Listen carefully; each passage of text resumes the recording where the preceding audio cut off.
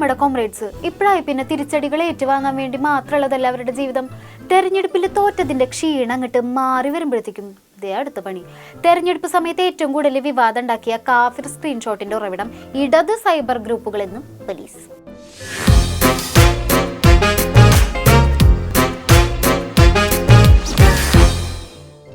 കാഫിർ സ്ക്രീൻഷോട്ട് വിഷയത്തിൽ ആരും പ്രതീക്ഷിക്കാത്തൊരു ട്വിസ്റ്റ്. തെരഞ്ഞെടുപ്പിൽ ശൈലജ ടീച്ചറിനെ തോൽപ്പിക്കാൻ വേണ്ടി വ്യാജ സ്ക്രീൻഷോട്ട് ഉണ്ടാക്കിയത് കോൺഗ്രസ്സുകാരാണെന്നായിരുന്നല്ലോ നമ്മുടെ കോമ്രേഡ്സിന്റെ വാദം.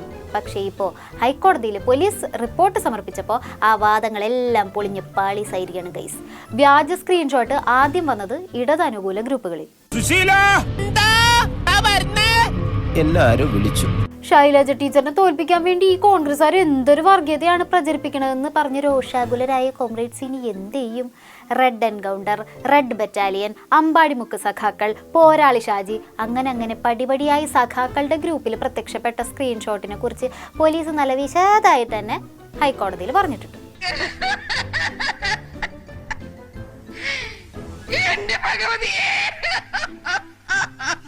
കാര്യങ്ങളൊക്കെ ഇത്രയായ സ്ഥിതിക്ക് ഇനി ന്യായീകരണം തുടങ്ങും.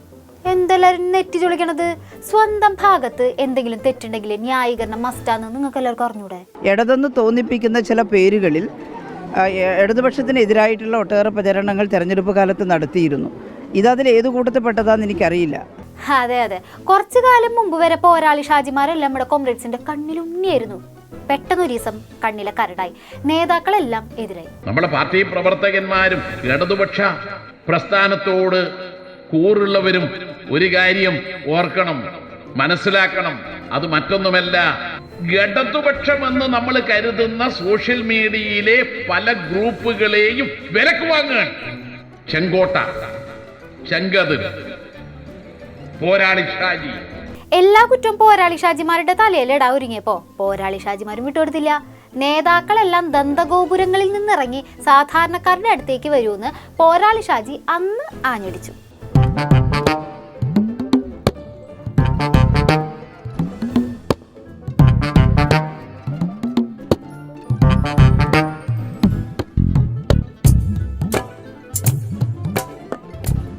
അതെ, അതാര്? ഷാജി ആര്? കുന്നോത്തുപറമ്പ് ഷാജിയാണോ? അല്ല, തൃശ്ശൂരിലെ അയ്യത്തോട് ഷാജിയാണോ? ആര്? അങ്ങനെ കാഫിർ സ്ക്രീൻഷോട്ട് വിവാദം കോൺഗ്രസ്സുകാരുടെ തലേന്ന് പയ്യെ പോരാളി ഷാജിമാരുടെയും അമ്പാടിമുക്ക് സഖാക്കളുടെയും തലയിലെത്തിരിക്കുകയാണ് മക്കളെ. എനിക്കിങ്ങനെ അത്യാഹ്ലാദമോ അല്ലെങ്കിൽ ഇതിന്റെ പേരിൽ ആഘോഷമൊന്നുമില്ല. കാരണം ഞങ്ങൾക്കിത് നേരത്തെ അറിയാവുന്നതാണ്, ഞങ്ങൾ നേരത്തെ പറഞ്ഞതാണ്. സന്തോഷം ഇതൊക്കെ പുറത്തു വരുന്നതിന് മുമ്പ് തന്നെ വടകരയിലെ ജനങ്ങൾ അത് മനസ്സിലാക്കി എന്നുള്ളതാണ്.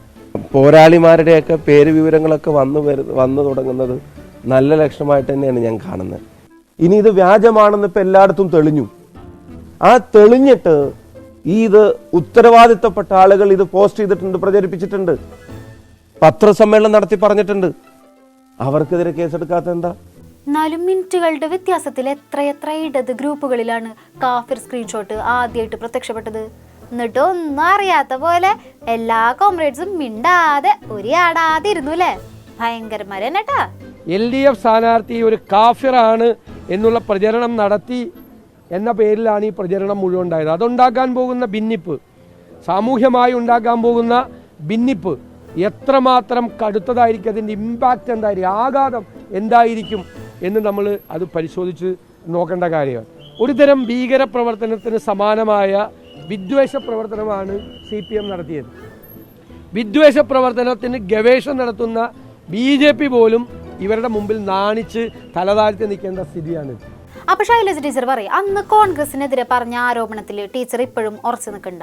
അന്ന് എന്നോട് നിങ്ങൾ ചോദിച്ചത് മാധ്യമങ്ങൾ, ഞാൻ മറന്നിട്ടില്ല, UDF കേന്ദ്രങ്ങൾ അറിഞ്ഞുകൊണ്ടാണോ, അന്നത്തെ സ്ഥാനാർത്ഥി അറിഞ്ഞുകൊണ്ടാണോ? ഞാനന്ന് എന്താ നിങ്ങളോട് മറുപടി പറഞ്ഞത്?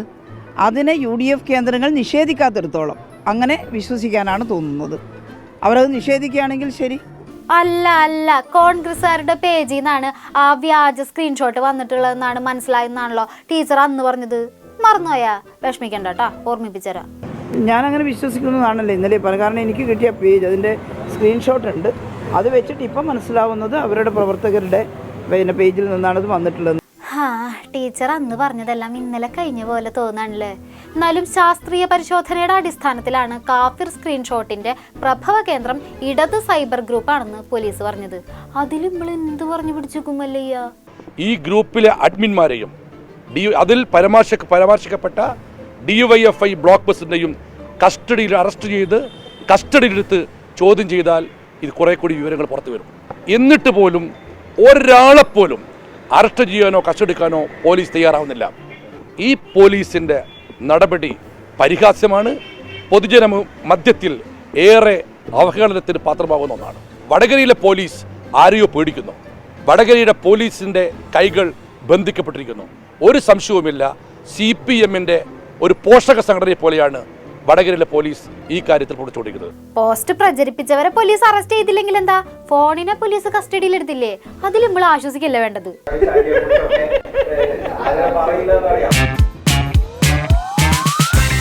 ഇടതുപക്ഷത്തെ മുൻ MLA KK ലതിക വരെ കാഫിർ സ്ക്രീൻഷോട്ട് പ്രചരിപ്പിച്ചിട്ടുണ്ട്.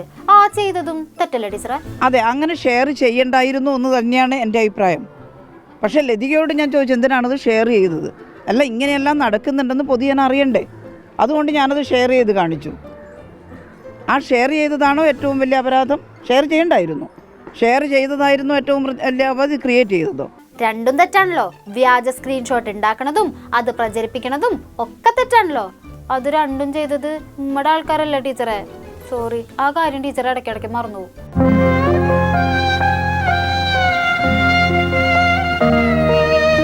ശൈലജ ടീച്ചറെ കാഫിർ എന്ന് വിളിച്ച് അധിക്ഷേപിച്ച ആ സ്ക്രീൻഷോട്ട് ഉണ്ടാക്കിയതും പ്രചരിപ്പിച്ചതും ഇടതനുകൂല ഗ്രൂപ്പുകളാണെന്നുള്ള പോലീസിന്റെ കണ്ടെത്തലിനെ ടീച്ചർ എങ്ങനെയാണ് കാണുന്നത്? നന്നായിട്ടായിരിക്കും പോലീസ് അന്വേഷിക്കുന്നുണ്ടാവുക. അന്വേഷണം നടത്തുന്നതുകൊണ്ടാണല്ലോ ഇപ്പോൾ തുമ്പ് കിട്ടിയെന്നൊക്കെ പറയുന്നത്. എനിക്കറിയില്ല, പോലീസ് റിപ്പോർട്ട് ഞാൻ കണ്ടിട്ടില്ല. പോലീസ് റിപ്പോർട്ട് ഞാനൊന്നും കണ്ടിട്ടില്ലേ എന്ന് പറഞ്ഞ് ടീച്ചർ കൈമലർത്തി. ഞാനും പോലീസ് റിപ്പോർട്ട് കണ്ടിട്ടില്ല എന്ന് പറഞ്ഞ് കൈമലർത്താൻ രംഗത്തെത്തുന്നു മുഖ്യമന്ത്രി പിണറായി വിജയൻ. അല്ല, കാഫിർ സ്ക്രീൻഷോട്ട് വിഷയത്തെക്കുറിച്ച് സംസാരിക്കാൻ രംഗത്തെത്തുന്നു അവർ ഇരട്ടച്ചങ്കൻ. പോലീസ് റിപ്പോർട്ടിൻ്റെ കാര്യം ഞാൻ പത്രത്തിൽ കണ്ടു. ഞാൻ എൻ്റെ കയ്യിൽ അതിന് റിപ്പോർട്ടില്ല. നോക്കാം എന്താണെന്നുള്ളത്. അത് സാധാരണഗതിയിൽ പോലീസല്ലേ പരിശോധിച്ചുകൊണ്ടിരിക്കുന്നത്. ഇപ്പം എങ്ങനെ ഇരിക്കണ്? പോലീസ് പരിശോധിച്ച് കണ്ടുപിടിച്ചതാണല്ലോ ഹൈക്കോടതിയിൽ സമർപ്പിച്ചത്.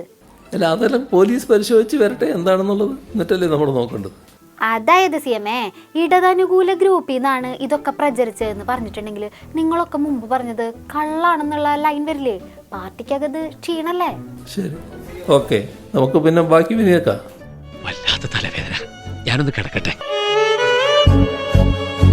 ചെമ്പട ഇത് ചെമ്പട, ശൈലജ ടീച്ചറിന്റെ ചെമ്പട. ഇതിനായിരുന്നോടാ മഹാഭാവികളെ തഗ്ഗും മുദ്രാവാക്യങ്ങളും വിളിച്ച് പിന്നാലാടുന്നത്. അങ്ങനെ ഇടതുപക്ഷത്തിന്റെ കാഫിർ എന്ന വാദവും അവരെ തിരിഞ്ഞുകുത്തി. സാരില്ല, കോംറേഡ്സിന്റെ അടുത്ത തട്ടിപ്പ് എന്തെങ്കിലും പുറത്തു വരുമ്പോൾ ഇതെല്ലാവരും താനെ മറന്നോളും. എന്നാ ശരി, ബാക്കി വിശേഷങ്ങളുമായി ഇനി നാളെ കാണാം. നന്ദി, നമസ്കാരം.